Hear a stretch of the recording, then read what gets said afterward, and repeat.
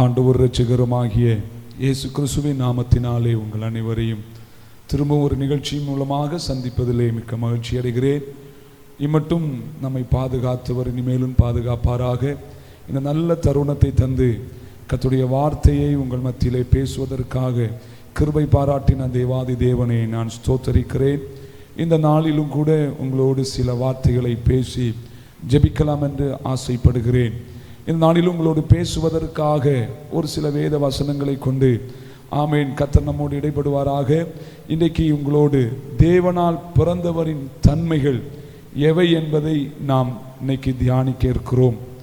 தேவனால் பிறந்தவனின் தன்மைகள் எவை? ஒரு மனுஷன் தேவனால் பிறந்தால் அவனுடைய தன்மைகள், அவனுடைய குணாதிசயங்கள் எப்படிப்பட்டது என்பதை நாம் புரிந்து கொள்ள வேண்டும். இந்த காலகட்டத்தில் இயேசுவை ஆராதிக்கிறவர்கள் அல்லது இயேசுவை ஏற்றுக்கொண்டவர்கள், தங்களை கிறிஸ்தவர்களாக வெளிப்படுத்துகிறவர்கள் தங்களுடைய குணாதிசயத்திலே தேவனுக்கு பிரியமில்லாத காரியங்களை செய்து கொண்டு ஆமேன் தங்களுடைய வாழ்விலே அருவருப்பான கிரியைகளை செய்து அழிவுக்கு நேராய் ஓடிக்கொண்டிருக்கிறார்கள். சிலரை நாம் இனங்கண்டு பிடிக்க முடியாத அளவுக்கு ஆமீன் பேச்சிலே தங்களை நல்லவர்களாகவும் செயல்களிலே தங்களை தேவனுக்கு பிரியமற்றவர்களாகவும் வெளிப்படுத்தி கொண்டிருக்கிற காலகட்டத்திலே நாம் இருக்கிறோம். ஆனால் வேதம் தேவனால் பிறந்தவன் எப்படிப்பட்டவன், அவனுடைய தன்மைகள் எப்படி இருக்கும் என்பதை நமக்கு கற்றுக் கொடுக்கிறது என்பதை அல்லது வெளிப்படுத்துகிறது என்பதை நாம் வேதத்திலிருந்து சில வசனங்களை தியானித்து நாம் ஜெபிக்க இருக்கிறோம். அதற்கு நாம் தேவ சமூகத்தில் ஆதாரமாக ஆமீன் தேவனின் பிறந்தவன் எப்படிப்பட்டவன் என்பதை புரிந்து கொள்ளும் வண்ணமாக துவக்கத்திலே ஒரு சில காரியங்களை நான் உங்களோடு பகிர்ந்து கொண்டு தொடர்ந்து சில வசனங்களை நாம் தியானிக்க போகிறோம். ஆமீன். யோவான் சுவிசேஷம் 3வது அதிகாரத்திலே 3வது வசனத்திலே நிக்கதேமு என்கிற மனுஷனோடு ஆண்டவராகிய இயேசு கிறிஸ்து பேசிக்கொண்டிருக்கும் போது அவர் இப்படி சொல்லுகிறார், ஒருவன் மறுபடி பிறவாவிட்டால் தேவனுடைய ராஜ்யத்தில் பிரவேசிக்க மாட்டான் என்று மெய்யாகவே மெய்யாகவே உங்களுக்கு சொல்லுகிறேன் என்று ஆண்டவராகிய இயேசு கிறிஸ்து நிக்கதேமோடு பேசும்போது நிக்கதேமு மறுபடி அவனிடத்திலே கேள்வி கேட்கிறார். ஒருவன் முதிர் வயது உள்ளவனாயிருக்க எப்படி தன் தாயின் கற்பத்திலிருந்து திரும்ப பிறக்கக்கூடும்? இது எப்படி சாத்தியமாகும் என்று கேட்டதற்கு ஆண்டவராகிய இயேசு கிறிஸ்து பிரதியுத்தரமாக, ஒருவன் ஜலத்தினாலும் ஆவியினாலும் பிறவாவிட்டால் தேவனுடைய ராஜ்யத்தில் பிரவேசிக்க மாட்டான் என்று மெய்யாகவே மெய்யாகவே உங்களுக்கு சொல்லுகிறேன். சொல்லிவிட்டு அவர் சொல்லுகிறார், மாம்சத்தில் பிறப்பது மாம்சமா இருக்கும், ஆவியில் பிறப்பது ஆவியா இருக்கும். அப்படின்னா மாம்சத்தின்படி ஒருவன் தகப்பனுடைய அல்லது அவனுடைய பெற்றோருடைய விருப்பத்தின்படி, அதில் பெற்றோர் மூலமாக அவன் இந்த உலகத்தில் வெளிப்பட்டாலும் அவனுடைய மறுபிறப்பு என்பது இயேசுவை ஏற்றுக்கொண்டு பாவத்தை உணர்ந்து அறிக்கையிட்டு பிதாகுமாரன் பரிசுத்தாவின் நாமத்தினாலே யார் ஞானஸ்நானம் எடுத்து தங்களுடைய வாழ்வை கிறிஸ்துவுக்கு அர்ப்பணிக்கிறார்களோ அவர்களை குறித்து வேதம் சொல்லுகிறது, அவன் தேவனால் பிறந்தவன், அவன் மறுபடி பிறந்தவன், பாவத்துக்கு மரித்து நீதிக்கு பிழைத்திருக்கிறவன் அல்லது நீதிக்கு உயிர்ப்பிக்கப்பட்டிருக்கிறவன். எபேசியர்கள் நிருபத்தில் 2வது அதிகாரத்தில் முதல் வசனம் சொல்லுகிறது, அக்கிரமங்களினாலும் பாவங்களினாலும் மரித்திருந்த நம்மை அவர் உயிர்ப்பித்தார், மறுபடி பிறக்க செய்தார். ஞானஸ்நானம் மூலம் பாவத்துக்கு மரித்து நாம் மூழ்கி எழுந்திருக்கும் போது நாம் நீதிக்கு நாம் பிழைத்திருக்கிறோம்.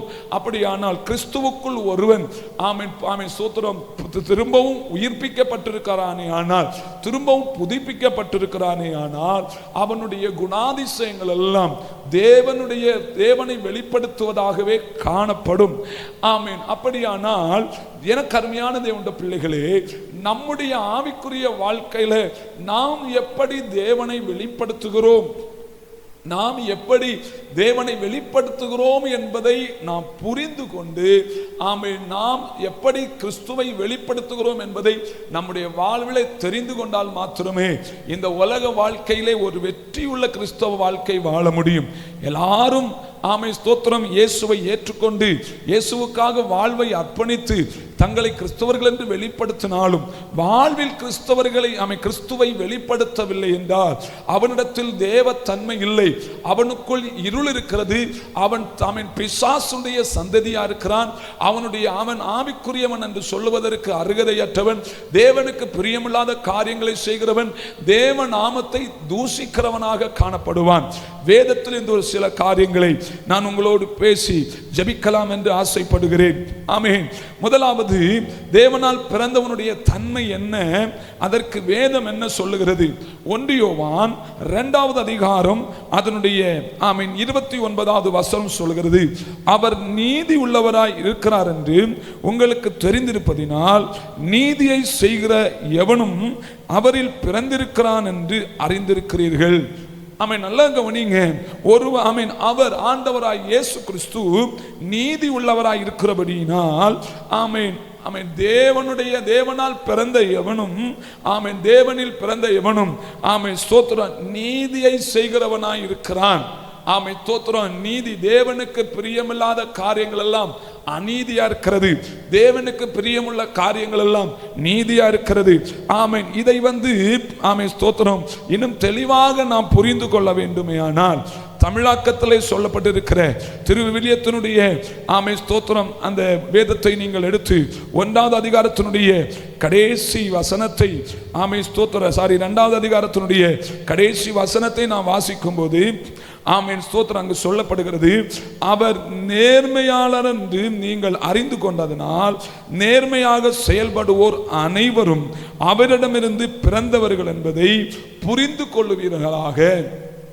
ஒருவன் தன்னை கிறிஸ்தவன் என்று வெளிப்படுத்தினாலும், தன்னை ரட்சிக்கப்பட்டவன் என்று வெளிப்படுத்தினாலும், தன்னை பரிசுத்தம் உள்ளவன் பரிசுத்தவான் என்று வெளிப்படுத்தினாலும் அவனுடைய செயல்பாடுகள் அவனை வெளிப்படுத்துகிறது, அவனுடைய பேச்சு அவனை வெளிப்படுத்துகிறது, அவனுடைய நடக்கைகள் அவனை வெளிப்படுத்துகிறது.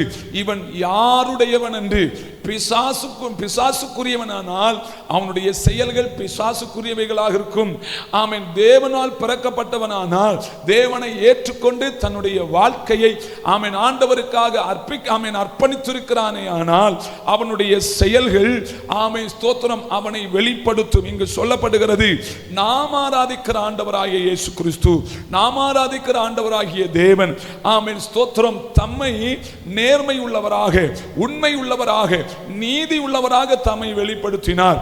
நாம் வேதத்திலே வாசிக்கும் போது கைதியாக பிலாத்துவினிடத்திலே நிற்கும் போது எல்லாரும் அவரை குற்றவாளிகளாக குற்றவாளியாக அவரை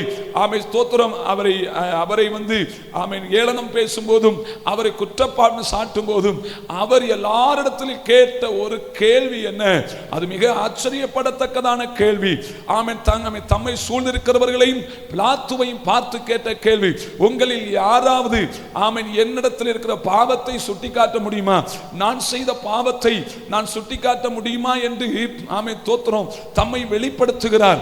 அப்படியானால் பாவத்தை பாராத சுத்த கண்ணர், பாவத்தை செய்யாதவர், பாவத்துக்கு விலகி ஓடினவர் ஒரு மனிதனால் பாவம் செய்யாமல் இந்த உலகத்திலே வாழ முடியும் என்பதற்கு நம்முடைய ஆண்டவராய் இயேசு கிறிஸ்து மிக மிக பெரிய சாட்சியாக தம்மை வெளிப்படுத்தினார்.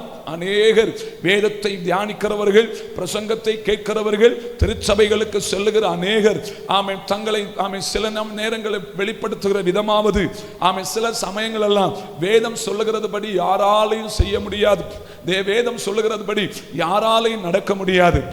அப்படிப்பட்ட ஒரு பேச்சுக்கு இடம் வந்துடக்கூடாது என்பதற்காகத்தான் ஆண்டவராய் இயேசு கிறிஸ்து இந்த உலகத்தில் சாதாரணமான ஒரு மனிதனாக ஒரு தாயின் கருவிலிருந்து வெளிப்பட்டு மனிதனாக வாழ்ந்து 33.5 ஆண்டுகள், அதாவது கிட்டத்தட்ட ஒரு 18 வயதிலிருந்து 33.5 வயது வரைக்கும் ஒரு துடிக்கணும் வாலிபனாக எதையும் செய்வதற்கு தோத்திரம் தைரியசாலியாக இருக்கிற அந்த வாலிப பருவத்தில் எந்த சாக்கு போக்கும் சொல்லாமல் பரிசுத்தமாய் வாழ்ந்து குற்றவாளியை போல பிலாத்துவுக்கு முன்பாக நிற்கும் போது சூழ்ந்திருக்கிற ஜனங்களை பார்த்து இயேசு கேட்கிறார், உங்களில் யாராவது ஒருவர் நான் குற்றவாளி அல்லது நான் பாவம் செய்தேன் என்று என்னை குற்றப்படுத்த கூடுமோ?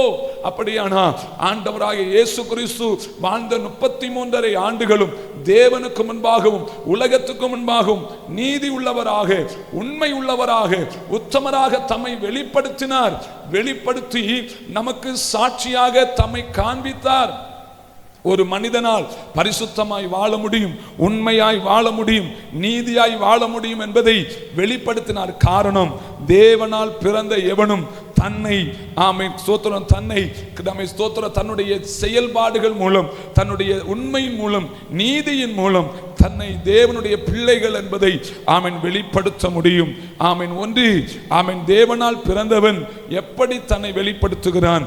உண்மை உள்ளவனாக, நேர்மை உள்ளவனாக, நீதி செய்கிறவனாக, பரிசுத்தம் உள்ளவனாக தன்னை வெளிப்படுத்துகிறான். இரண்டாவதாக வேதத்திலே ஸ்தோத்திரம் நம்ம வாசிக்கும் போது ஒரு தேவனால் பிறந்த மனிதன் தன்னை எப்படி வெளிப்படுத்துகிறான்?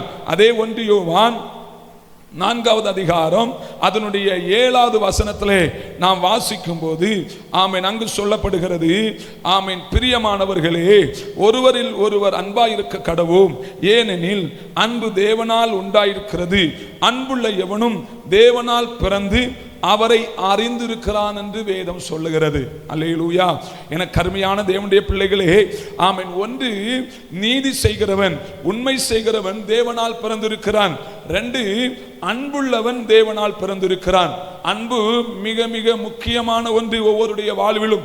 ஆண்டவராய் இயேசு கிறிஸ்து தம்மை வெளிப்படுத்தின போது அவர் சொன்னார், நீங்க உங்களை எப்படி நேசிக்கிறீர்களோ அதே போல பிறரையும் நேசிக்க வேண்டும். இந்த உலகத்துல நமக்கு மனிதர்கள் சத்துரு அல்ல. இந்த உலகத்துல நமக்கு மனிதர்கள் சத்துரு அல்ல. இந்த உலகத்துல நமக்கு சத்துரு என்று சொல்வதற்கு மனிதர்களை சத்துரு என்று சொல்வதற்கு நாம் அருகதை அற்றவர்கள். வேதம் அதுக்கு நமக்கு தெளிவாக காண்பித்துக் கொடுக்கிறது. அதனால நாம் மனிதர்களை சத்துருக்கள் என்று சொல்வதற்கு தகுதி உள்ளவர்கள் அல்ல. நாம் எப்படி கிறிஸ்து பாவத்தில் இருந்த நம்மளை, அக்கிரமத்தில் இருந்த நம்மளை நேசித்து நம்மை தம்மை எப்படி நம்மேல அன்பை வெளிப்படுத்தி அவருடைய பிள்ளைகளாக மாற்றுவதற்கு தம்முடைய ஜீவனை கொடுத்து இரத்தத்தை சிந்தி நம்மளை மீட்டுக் கொண்டாரோ, அதே போல அன்போடு அக்கறையோடு மற்ற மக்களையும் கர்த்தர் நேசிக்கிறார். அவர்கள் மேல அன்பு செலுத்துகிறார். அவர்களுடைய காலங்கள் முடிகிறது வரைக்கும் ஒரு எதிர்பார்ப்போடு இருக்கிறார். எதற்காக? எப்படியாவது அவர்கள் என்னை ஏற்றுக்கொண்டு வரமாட்டார்களா என்கிறதான ஒரு ஏக்கம். என கருமையான தேவனுடைய பிள்ளைகளே, நம்முடைய வாழ்விலும் அப்படிப்பட்டதான ஒரு ஏக்கம் உண்டாயிருக்க வேண்டும். நாம் அன்பு செலுத்துகிறவர்களாய், அன்பு சகலத்தை தாங்கும், சகலத்தை சகிக்கும் என்று வேதம் சொல்லுகிறது. சிலுவையில் தொங்கிக் கொண்டிருக்கும் போது தம்மை ஏளனம் செய்த, தம்மை துன்புறுத்தின, அடித்த அனைவருக்காகவும் சிலுவையில் இருந்து ஆண்டவராய் இயேசு கிறிஸ்து தம்முடைய அன்பை வெளிப்படுத்துகிறார். தம்முடைய பிதாவை நோக்கி சொல்லுகிறார், பிதாவே, இவர்களுக்கு மன்னியும், தாங்கள் செய்கிறது இன்னதென்று அறியாதிருக்கிறார்கள் என்று சொல்லி தம்முடைய அன்பை அங்கு வெளிப்படுத்துகிறார். அப்படியானால் எனக்கு அருமையான தேவனுடைய பிள்ளைகளே, நாமும் மற்றவரிடத்திலே அன்பு செலுத்துகிறவர்களாய் காணப்பட வேண்டும். நாமும் மற்றவரிடத்திலே அன்பு செலுத்தாவிட்டால், அன்பு வெளிப்படாவிட்டால் நாம் தேவனால் பிறந்தவர்கள் அல்ல. நம்ம யார் வேணாலும் ஏளனமா பேசட்டும், யார் வேணாலும் துன்புறுத்தட்டும், யார் வேண்டுமானாலும் வேதனைப்படுத்தட்டும், ஆனால் வேதம் சொல்லுகிறது, அன்புள்ள எவனும் தேவனால் பிறந்திருக்கிறான். காரணம், அன்பு தேவனிடத்திலிருந்து வருகிறது. அந்த அன்பு தேவனிடத்தில் வரவில்லை என்றால் இன்று நமக்கு இந்த ரட்சிப்பு இல்லை. அந்த அன்பு தேவனிடத்திலிருந்து வரவில்லை என்றால் இன்று நமக்கு பாவ மன்னிப்பு இல்லை. தேவனால் பிறந்தவனுடைய தன்மை எப்படி வெளிப்படுகிறது? ஸ்தோத்திரம். அதை எப்படி நாம் கற்றுக்கொள்ள முடியும்? நான் கிறிஸ்தவன் என்று சொல்லுகிறதுனால் அவன் தேவனுடைய பிள்ளையாய் மாறிவிட முடியாது. நான் ஞானஸ்நானம் எடுத்ததினால் தேவனுடைய பிள்ளை என்று சொல்ல முடியாது. நான் என்னை ஸ்தோத்திரம் பரிசுத்தவானாக வெளிப்படுத்துகிறதுனால் அல்லது சொல்லுகிறதுனால் நான் தேவனால் பிறந்தவன் என்று சொல்ல முடியாது. எவன் ஒருவன் கிறிஸ்துவை ஏற்றுக்கொண்டு அவருடைய குணாதிசயங்களை வெளிப்படுத்துகிறானோ, அன்பை வெளிப்படுத்துகிறானோ, அவனை பார்த்து சொல்லுகிறார், இவன் தேவனால் பிறந்தவன். இவன் தேவனால் பிறந்தவன். அப்படியானா நாம் அன்பு செலுத்துகிறவர்களாய் காணப்பட வேண்டும். நாம் அன்புள்ளவர்களாய் காணப்பட வேண்டும். அன்பு மிக மிக முக்கியமானது. ஆவியின் கனியில ஒன்று அன்பு. அன்பு சகலத்தை தாங்கும், சகலத்தை சகிக்கும். அன்பு சாமி ஸ்தோத்திரம் எல்லாரிடத்திலும் அன்மை ஸ்தோத்திரம் பிரியத்தை வைக்கும். அன்பு எல்லாமே ஸ்தோத்திரம். அன்புக்கு சந்தேகம் இல்லை, அன்புக்கு பொறாமை இல்லை, அன்பு தூஷிக்காது, அன்பு யாரை ஒதுக்காது. ஆமென். அன்பு ஒரு மனுஷனிடத்தில் இல்லை என்றால் அவனிடத்தில் கிறிஸ்து இல்லை, அவனிடத்தில் கிறிஸ்து இல்லை என்றால் அவன் தேவனால் பிறக்கவில்லை, அவன் இன்னும் பாவத்துக்குள் மரிக்கவில்லை. அன்பு இல்லைனா அவன் சத்தமிடுகிற வெண்கலத்தை போல ஒன்றுக்கும் உதவாதவனாய் காணப்படுகிறான். அப்படியானால் அன்பு எவனுக்குள் இருக்கிறதோ அவன் ஆமென் ஸ்தோத்திரம் தேவனால் பிறந்தான் என்று வேதம் நமக்கு தெள்ள தெளிவாக காண்பித்துக் கொடுக்கிறது. ஆமென். என கருமையான தேவனுடைய பிள்ளைகளே, நாம் தேவனால் பிறந்திருக்கிறோம் உண்மைதான். ஆமென். ரட்சிப்பை பெற்றிருக்கிறோம் உண்மைதான். ஆனால் உண்மையும் அன்பு நம்முடைய வாழ்க்கையில் இல்லைனா ஆமென் நாம் தேவனுடைய பிள்ளைகள் என்று சொல்வதற்கு தகுதியற்றவர்களாயிருக்கிறோம். இந்த வார்த்தைகளை கேட்டுக்கொண்டிருக்கிற எனக்கு அருமையான தேவனுடைய பிள்ளைகளே, உங்களை நீங்களே ஆராய்ந்து பாருங்க. நீங்க எப்படிப்பட்ட நிலைமையில உட்கார்ந்து இருக்கிறீங்க, நீங்க எப்படிப்பட்ட செயல உட்கார்ந்து இருக்கிறீங்க, உங்களுடைய ஆவிக்குரிய தன்மை என்ன? ஆமென். உங்களிடத்துல அன்பு இருக்கா? ஆமென். எந்த சூழலிலும் மனிதனை சத்துருவாக நினைக்காதீங்க. ஆமென். எந்த சூழலிலும் நம்மை ஒதுக்குறவர்களை சத்துருக்களா நினைக்காதீங்க. வேதம் அதற்கு இடம் கொடுக்கவே இல்லை. ஆமென். நமக்கு சத்துருக்கள், அதாவது பழைய ஏற்பாட்டில் பார்த்தீங்கன்னா ஆமென் புறஜாதி மக்களை ஆமென் இஸ்ரவேலுக்கு சத்துருக்களாக பாவித்து நாம் ஆமென் எழுதுவதை பார்க்க முடியும், அல்லது வேதத்தில் பார்க்க முடியும். ஆமென். புதிய ஏற்பாட்டில் எல்லா ஜனங்களும் தேவனுடைய பிள்ளைகளா இருக்கிறாங்க. எல்லாருக்கும் ரட்சிப்பு பொதுவானது. பரலோக ராஜ்யம் பலவந்தம் பண்ணப்படுகிறது. அதனாலதான் ஆமென் ஸ்தோத்திரம் பவுல் சொல்லுவார், ஆமென் மாம்சத்தோடு இரத்தத்தோடு உங்களுக்கு போராட்டம் இல்லை, துரைத்தனங்களோடும் அதிகாரங்களோடும் எப்பிரபஞ்சத்தின் லோகாதிபதிகளோடு தான் உங்களுக்கு யுத்தம் உண்டு. அப்படின்னா ஆமை மனுஷனோடு நமக்கு யுத்தம் இல்லை. நமக்கு மனுஷன் ஆமை சத்துரு அல்ல.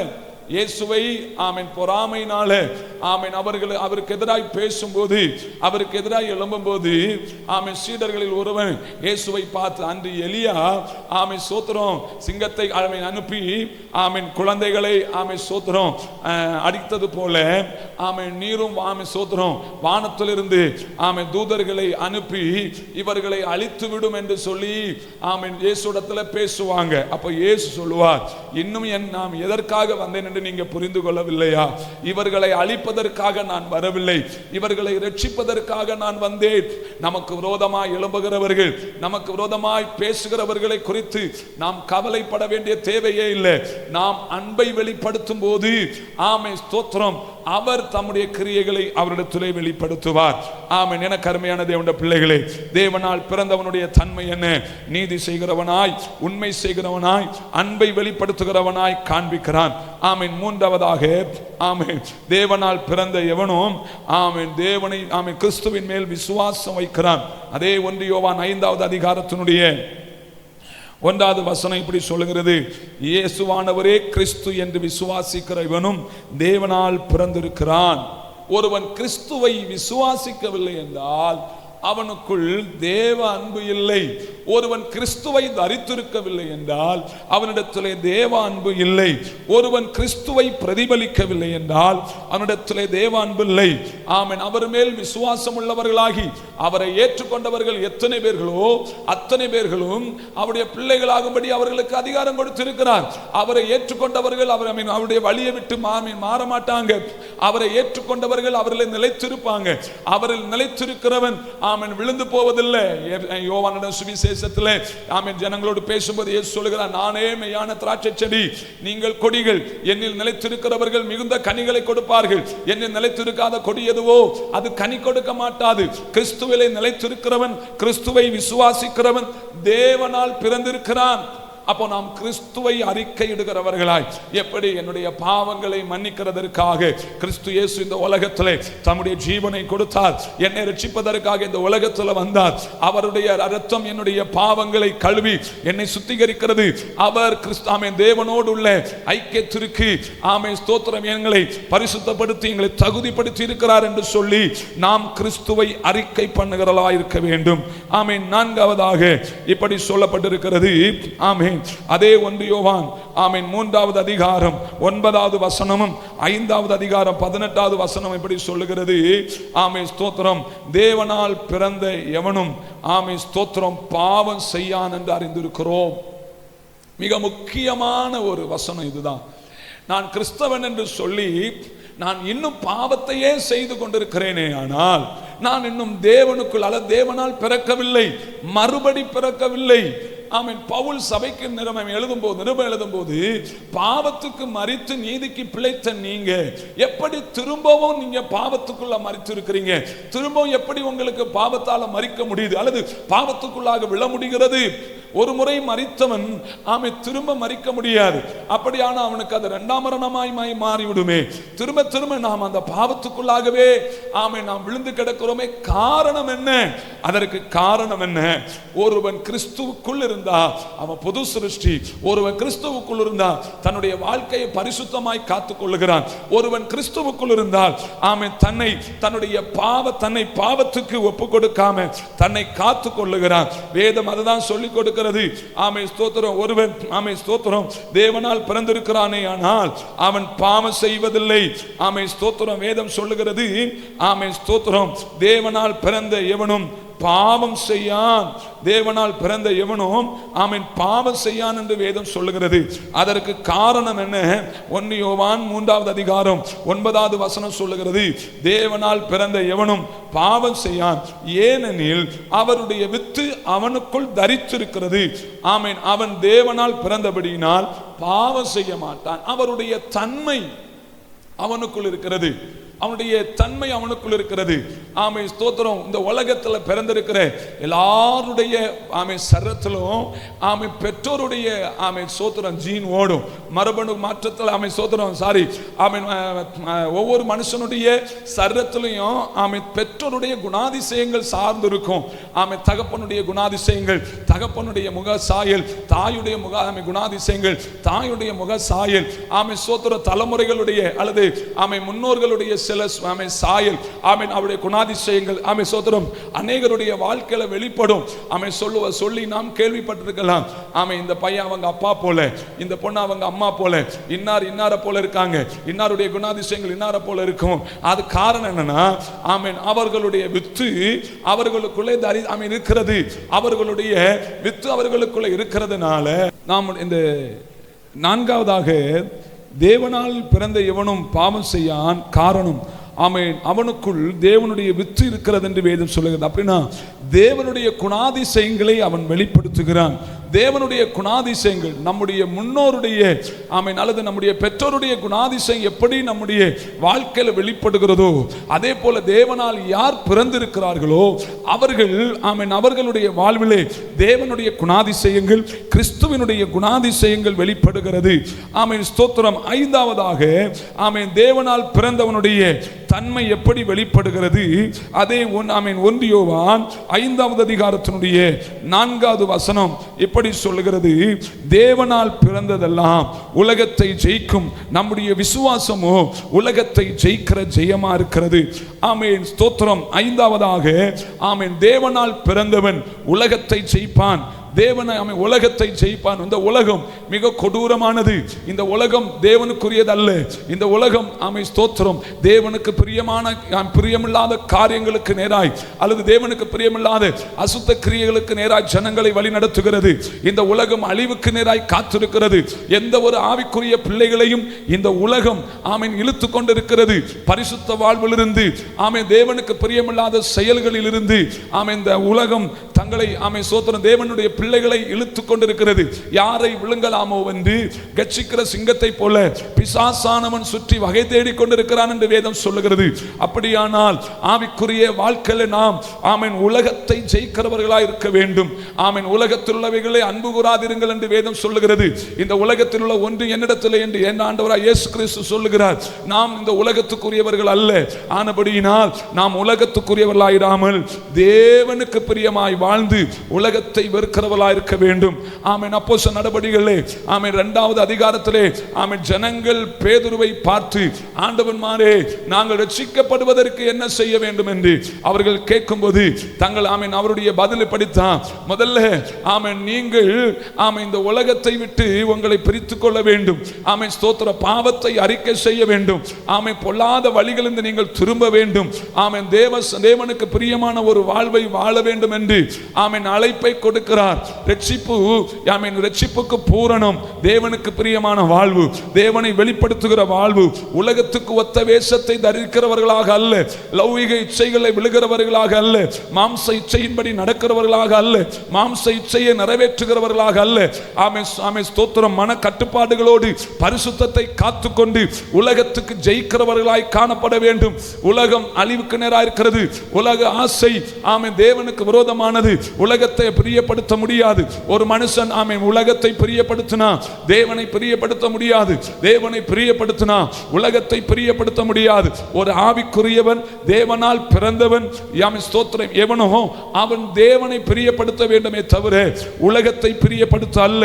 வேதம் சொல்லுகிறது ஆமென் ஸ்தோத்திரம் நாம் தேவனுக்கு ஆமென் தேவன் எப்படி இந்த உலகத்தை ஜெயித்தாரோ, எப்படி சாத்தானை ஜெயித்தாரோ, அதே போல நாமும் கிறிஸ்துவை போல உலகத்தை ஜெயிக்கிறவர்களாய் சாத்தானை ஜெயிக்கிறவர்களாய் காணப்பட வேண்டும். நம்முடைய ஆண்டவர் ஆமென் ஜெயிக்கிறவர், மரணத்தை ஜெயித்தவர், சாவை ஜெயித்தவர், பாவத்தை ஜெயித்தவர், அசுத்தங்களை ஜெயித்தவர், அதிகாரங்களை ஜெயித்தவர். என கருமையான தேவனுடைய பிள்ளைகளே, நாம் தேவனால் பிறந்திருக்கிறோமே ஆனால் நம்முடைய தன்மைகளை வெளிப்படுத்துகிறவர்களாய் காணப்பட வேண்டும். ஆமென். 6வதாக ஆமென் அதே ஆமென் சோதர 1 யோவான் 5வது அதிகாரத்தினுடைய 18வது வசனம் இப்படி சொல்லுகிறது, தேவனால் பிறந்த எவனும் பாவம் செய்யான் ஆமென் என்று அறிந்திருக்கிறோம். தேவனால் பிறந்தவன் தன்னை காத்து கொள்ளுகிறான், பொல்லாங்கன் அவனை தொடான். நல்லா புரிந்து கொள்ள வேண்டும். ஒன்று, தேவனால் பிறந்தவன் ஆமென் நீதியா இருக்கிறான், உண்மையா இருக்கிறான். 2வது, தேவனால் பிறந்தவனிடத்தில் அன்பு இருக்கிறது. 3வது, தேவனால் பிறந்தவனிடத்தில் ஆமென் கிறிஸ்துவின் மேல் உள்ள விசுவாசம் இருக்கிறது. 4வது, தேவனால் பிறந்தவனிடத்தில் பாவம் இல்லை. தேவனால் பிறந்தவன் பாவம் செய்ய மாட்டான். தேவனால் பிறந்தவன் ஆமென் பாவம் செய்யாதது காரணம் அவருடைய வித்து அவனுக்குள்ள நிலைத்து இருக்கிறது. 5வது, தேவனால் பிறந்தவன் பாவம் செய்யாததுனால உலகத்தை ஜெயிப்பான். 6வது, தேவனால் பிறந்தவன் ஆமென் ஸ்தோத்திரம், தேவனால் பிறந்தவன் ஆமென் தன்னை பாவம் செய்யாதபடி காத்து கொள்ளுகிறான், தன்னை தானே காத்து கொள்ளுகிறான். பொல்லாங்கனிடத்திலிருந்து, பிசாசுனிடத்திலிருந்து, பிசாசுடைய தந்திரத்திலிருந்து தன்னை காத்து கொள்ளுகிறான். அப்படியானால் என கருமையான தேவனுடைய பிள்ளைகளே, ஆமென் நம்மை நாமே ஆராய்ந்து பார்க்க வேண்டும். இன்னும் நாம் பாவம் செய்கிறோமே ஆனால் நாம் நம்மை பிசாசுக்கு விட்டு கொடுத்திருக்கிறோம். இன்னும் நம்மை பாவம் ஆண்டு கொண்டிருக்கிறதானால் நாம் நம்முடைய வாழ்வுல பிசாசு கிரியை செய்து கொண்டிருக்கிறான், பொல்லாங்கன் கிரியை செய்து கொண்டிருக்கிறான். பொல்லாங்கனுடைய திட்டமே ஆமென் ஆண்டவருக்காய் வாழுகிற ஜனங்களை அழிக்க வேண்டும் அல்லது விழச் செய்ய வேண்டும். அதனால தான் வேதம் சொல்லுகிறது, யாரை விழுங்கலாமோ என்று வகை தேடி பிசாசானவன் சுற்றி திரிந்து கொண்டிருக்கிறான். எப்படியாவது ஒரு சூழல்ல உலகத்தில் ஏதாவது ஒரு காரியத்தில் அவனை தள்ளி விட்டுலாம், அவனை விழ பண்ணிடலான்னு சுற்றி திரிந்து கொண்டிருக்கிறான். நம்ம அப்படிப்பட்ட பாவத்தில் விழுந்துடக்கூடாது. உங்களை நீங்களே காத்துக்கொள்ள வேண்டும். உங்களை நீங்களே காத்துக்கொண்டால் மாத்திரமே ஆமென் ஸ்தோத்திரம் உங்களை பரிசுத்தமாய் வாழ முடியும், தேவனுக்கு பிரியமாய் மாற முடியும். தேவனுடைய தன்மைகளை வெளிப்படுத்த வேண்டும். எப்படி ஆமென் பிள்ளைகள் தங்கள் பெற்றோருடைய தன்மைகளை வெளிப்படுத்துகிறார்களோ, அல்லது எப்படி ஆமென் சோதர பெற்றோர் ஆமென் பெற்றோருடைய விருப்பத்தை பிள்ளைகள் எப்படி அமைத்தோக்கணும் தங்களுடைய விருப்பம் போல அநேகர் வெளிப்படுத்துகிறாரோ, அதே போல நாமும் தேவனுடைய தன்மையை வெளிப்படுத்த வேண்டும். பாவத்தில் இருந்த நம்மளை, அக்கிரமத்தில் இருந்த நம்மளை, அழிந்து போக வேண்டிய நம்மளை, மரண விளிம்பில் இருந்த நம்மளை ஆமென் ஸ்தோத்திரம் இந்த ஆமென் அந்த ரட்சிப்பின் மூலமாக, கிறிஸ்துவின் ரட்சிப்பின் மூலமாக ஆமென் ஸ்தோத்திரம் தேவன் நம்மை மறுபடியும் பிறக்க செய்து இம்மட்டும் கொண்டு வந்திருக்கிறார். விழுந்து போகாதபடி உங்களை காத்துக்கொள்ள வேண்டியது மிக மிக முக்கியமானதா இருக்கிறது. யோவான் ஆமென் சபைகளுக்கு நிருபம் எழுதும் போது சொல்லுகிறார், ஆமென் தேவனால் பிறந்தவன் தன்னை காத்துக்கொள்ளுவான்.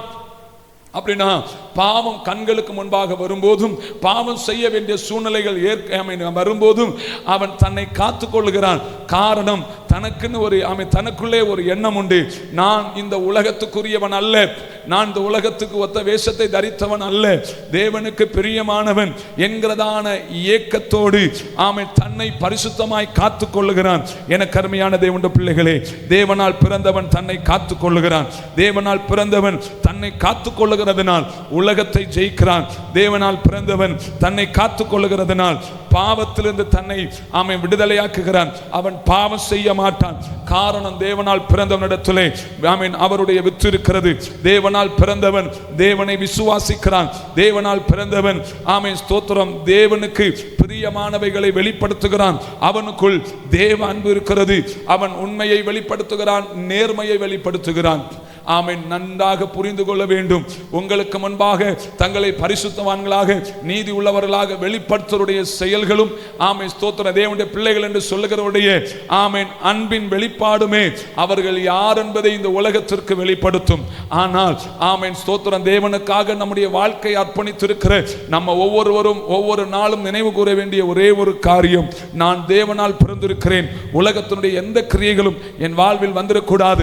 நான் உலகத்தை ஜெயிக்கிறவன் என்னை காத்துக்கொள்ள வேண்டும் என்கிறதான விசுவாசத்தோடு தேவ சமூகத்தில் உங்களை அர்ப்பணித்துக் கொள்ளுங்க. கர்த்தர் உங்களை ஆசீர்வதிப்பாராக.